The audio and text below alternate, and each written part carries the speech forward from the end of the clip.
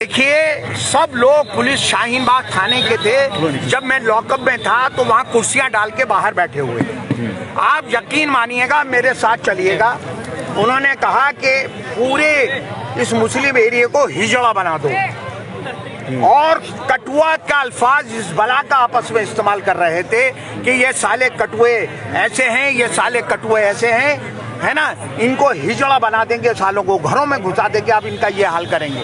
इस तरह के न जाने कितने अल्फाज इस्तेमाल करें। इसलिए मैं आपसे कह रहा हूँ कि कल तो मैं जरा सा बिजी हूँ, मेरी कोर्ट डेट भी है एक और केस में।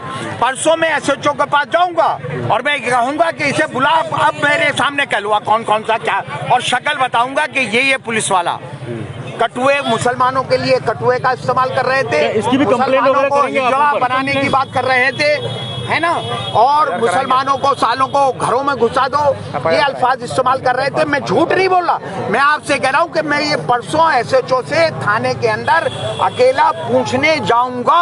क्या उनके कोई कंप्लेंट या FIR भी कराएंगे, इस तरह की कंप्लेंट भी देंगे आप उनके?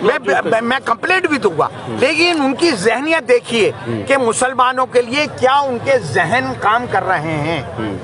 ये जहां से ये उगाइयां कर रहे हैं, उनको कटुआ बोल रहे हैं, उनको हिजड़ा बनाने की बात कर रहे हैं, उनको घर में घुसाने की बात कर रहे हैं। इसका हिसाब किताब तो मैं मांगूंगा। चलिए, ये जनता तक हमारे से जरिए पहुंच जाएगा, लेकिन उसके बाद आसिफ अहमद खान, आप किस तरह से जाके लोगों को ये बताएंगे कि ये सब चीजें हुई हैं आपके साथ? ये जातिया में हैंडबिल भी निकालूंगा ये अल्फाजों के साथ, और मैं पोस्टर के जरिए भी लोगों को बताऊंगा। और हमारी सबकी फिर जिम्मेदारी बनती है कि हम पुलिस की उस जहनियत के खिलाफ लड़ाई लड़ें। ये जरूरी है। अब घर बैठने का टाइम नहीं है। अगर आप अमानतुल्लाह की तरह मुझे घर बिठाना चाहेगी पब्लिक, मैं तय पूछ लूंगा कि आप चाहते हो कि मैं दूसरा अमानतुल्लाह बन जाऊं या मैं लड़ाई लड़ूं। अगर लड़ाई लड़नी है तो पूरे हल्के को मेरा साथ देना होगा। मैं सड़कों पे लड़ाई लड़ूंगा, लिखत पढ़त में भी लड़ाई लड़ूंगा।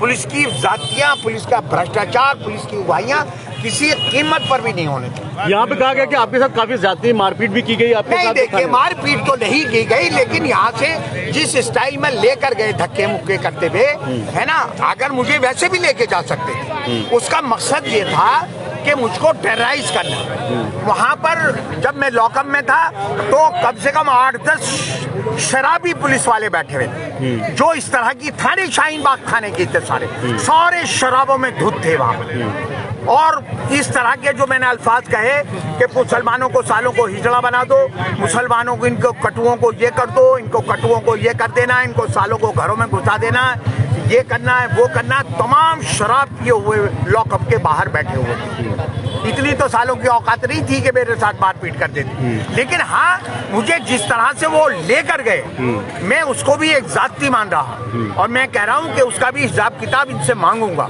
उसका भी हिसाब किताब इन्हें चुकता करना पड़ेगा। कोर्ट ने आपको किन शर्तों पर जमानत दी है? थोड़ा देखिए, कोर्ट ने, जहाँ तक मैंने सुना, कोर्ट ने यही बात कही है कि भीड़ लेके थाने नहीं जाएंगे। ठीक है ना, तो मैं भीड़ लेकर नहीं जाऊंगा, मैं अकेला जाऊंगा। मुझे थाने में भीड़ ले जाने की, मैं सालों से उनसे कोई डरने वाला हूँ क्या? तो भीड़ लेकर जाऊंगा, मैं अकेला ही काफी हूँ उनके लिए। आप बेफिक्र हो, इनका भ्रष्टाचार नहीं होना। ठीक।